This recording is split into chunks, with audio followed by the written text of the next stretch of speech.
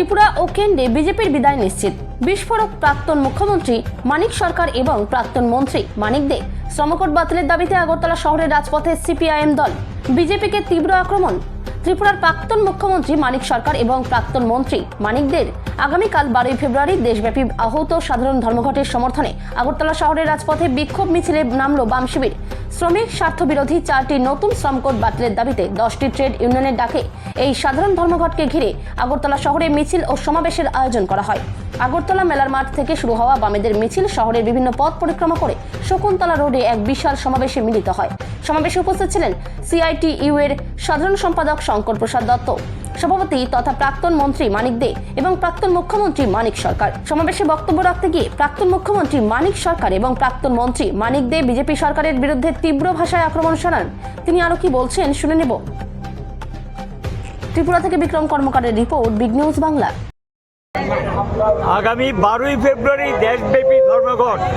BJP দেশটাকে ধ্বংসের কিনারে নিয়ে গেছে, কর্মহীন দেশে পরিণত করেছে, শিল্প কারখানা বন্ধ এবং তারা যে নীতি নিয়েছে এই নীতির বিরুদ্ধে গোটা দেশে সমস্ত ট্রেড ইউনিয়নগুলো, কৃষক সংগঠন, অন্যান্য গণ সংগঠন মিলে তারা ধর্মঘট আহ্বান করেছেন। এই ধর্মঘট সফল করে তোলার জন্য আমরা মিছিল করব এবং পথসভা করব এবং মানুষের দৃষ্টি আকর্ষণ করব। এখন পর্যন্ত কিরকম সাড়া পেলেন? আমরা সারা রাজ্যে ব্যাপক হারে মিছিল মিটিং চলছে, গোটা দেশেই চলছে।